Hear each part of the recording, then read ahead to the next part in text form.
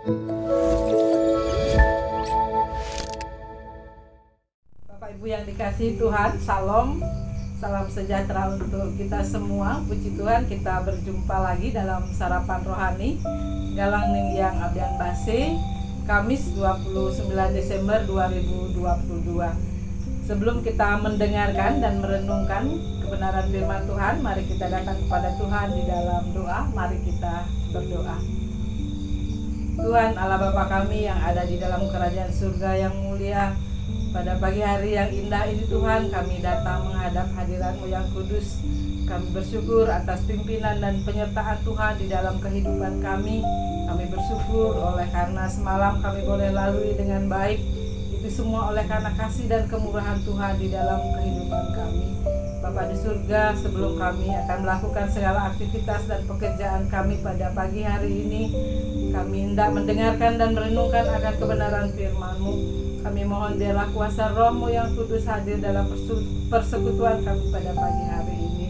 Urapilah kami dengan kuasa Roh-Mu yang kudus ya Tuhan, biar kami dapat memahami akan kebenaran firman-Mu, terlebih lagi dapat kami lakukan di dalam kehidupan kami setiap hari. Berfirmanlah ya Tuhan, di dalam nama Tuhan Yesus kami berdoa.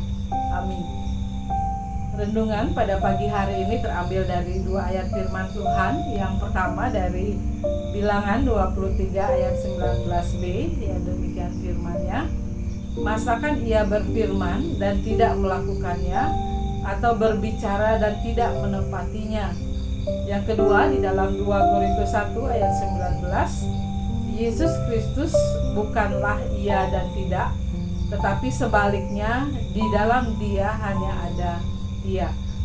Tema firman Tuhan pada pagi hari ini adalah tetap pegang janji Tuhan. Bilangan 23 ayat 19b yang mengatakan, masakan ia berfirman dan tidak melakukannya, atau berbicara dan tidak menepatinya. Bapak Ibu yang dikasihi Tuhan, ingkar janji itu menjadi salah satu alasan seseorang menjadi kecewa, apalagi jika janji yang diingkari itu sangat penting. Semakin sering ingkar janji, semakin sulit orang mempercayai kita. Menepati janji itu menjadi salah satu tolak ukur prestasi kita dalam berrelasi dengan sesama. Kita patut bersyukur bahwa Tuhan yang kita sembah adalah Tuhan yang tidak pernah gagal untuk menepati janji yang diucapkannya. Saat Ia berkata, datanglah kepadaku yang letih lesu dan berbeban berat, aku akan memberi kelegaan kepadamu. Itu artinya ketika kita datang dalam keadaan tidak berdaya atau membutuhkan Tuhan, kita pasti memperoleh kelegaan darinya. Tuhan kita adalah Tuhan yang tidak pernah meninggalkan anak-anaknya dalam menghadapi persoalan hidup. Firman Tuhan berkata, sebab aku ini Tuhan Allahmu, memegang tangan kananmu dan berkata kepadamu, janganlah takut, akulah yang menolong engkau. Inilah bukti bahwa Tuhan Yesus tidak pernah meninggalkan kehidupan kita sedetik pun. Sehingga yang harus kita lakukan adalah tetap pegang janjinya. Dia akan menggenapi semua janjinya bagi setiap orang yang tetap percaya kepadanya.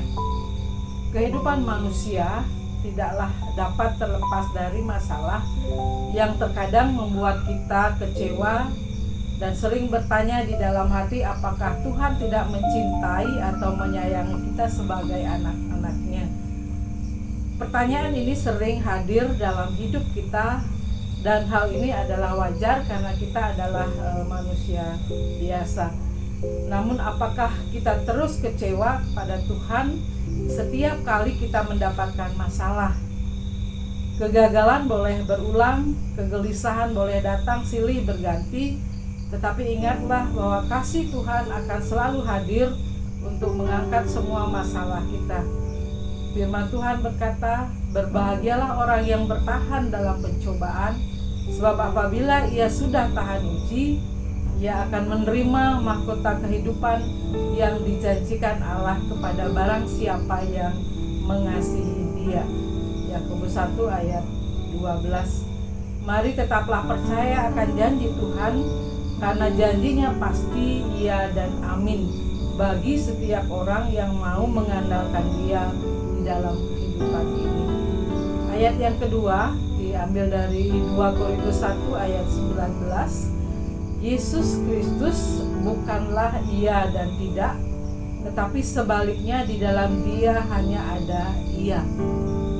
Kebimbangan merupakan salah satu faktor penghalang untuk memperoleh apa yang Tuhan janjikan. Selama kita membiarkan kebimbangan ada dalam hati dan pikiran, jangan pernah berharap bahwa kita akan mendapatkan apa yang kita inginkan dari Tuhan. Yakobus menulis, orang yang bimbang sama dengan gelombang laut yang diombang-ambingkan kian kemari oleh angin. Orang yang demikian janganlah mengira bahwa ia akan menerima sesuatu dari Tuhan. Yakobus 1 ayat 6 sampai 7. Tuhan Yesus menegaskan, sesungguhnya barang siapa berkata kepada gunung ini, beranjaklah dan tercampaklah ke dalam laut, asal tidak bimbang hatinya, tetapi percaya bahwa apa yang dikatakan itu akan terjadi, maka hal itu akan terjadi baginya. Bapak Ibu yang dikasihi Tuhan, terkadang kita meragukan akan janji-janji Tuhan karena sudah sekian tahun lamanya mengikut Tuhan, tapi kita tidak mengalami perubahan ke hal yang lebih baik. Karena dalam hati dan pikiran ada ya dan tidak. Ya dan tidak sama sekali tidak dapat digabungkan. Sama seperti terang dan gelap. Bagaimana terang dapat bersatu dengan gelap? Bila kita ingin melihat dan mengalami perkara-perkara yang dahsyat dinyatakan dalam hidup kita, jauhkan segala kebimbangan dan taruhlah selalu kata ya di dalam hati kita. Melalui firman Tuhan pada pagi hari ini ada 4 hal yang hendak kita renungkan. Yang pertama, Tuhan tidak akan lalai menepati janjinya. Tuhan itu bekerja atas dirinya sendiri dan atas kehendaknya sendiri, dan pekerjaannya sempurna karena Dia adalah sempurna. Begitu juga terhadap semua janjinya, bagi orang percaya pasti digenapinya. Yang kedua, Tuhan itu penuh kesabaran. Dalam menggenapi setiap perkataannya, Tuhan bekerja dengan penuh kesabaran. Tetapi kitalah yang tidak sabar, sehingga pekerjaan Tuhan dalam hidup kita tidak sempurna, padahal rencana dan janji Tuhan buat kita adalah sempurna. Yang ketiga, dalam setiap janji Tuhan selalu ada kehendak Tuhan, yaitu berbalik dan bertobat. Berbalik artinya mengarahkan setiap jalan dan tujuan kepada Tuhan. Jalan yang salah harus kembali pada Tuhan, yang sudah jauh harus datang dan dekat kembali pada Tuhan. Bertobat itu artinya kembali pada kekudusan sesuai maksud Tuhan di dalam kehidupan kita. Karena dosa dan kesalahan yang kita lakukan akan membuat kita tidak menikmati janji Tuhan. Dan yang keempat, Tuhan tidak pernah berhenti melindungi kita dari bahaya. Dimanapun kita berada, Tuhan akan senantiasa melindungi kita dari bahaya. Bahkan Dia akan menjauhkan dari segala yang jahat dan selalu membentengi kita dengan kasih setia-Nya. Karena itu marilah kita bersyukur, sebab kita memiliki Tuhan yang tidak pernah lalai. Biarlah dalam hidup ini kita boleh selalu mengandalkan Tuhan, sebab hanya Dialah yang menjamin kehidupan kita hari ini sampai selamanya. Amin. Mari kita datang kepada Tuhan di dalam doa. Mari kita berdoa. Tuhan Bapa kami yang di surga, kembali kami datang kepadamu. Terima kasih atas firman-Mu yang boleh kami dengar pada pagi hari ini. Kami bersyukur sebab kami memiliki Tuhan yang tidak pernah lalai untuk menempati janji-Nya.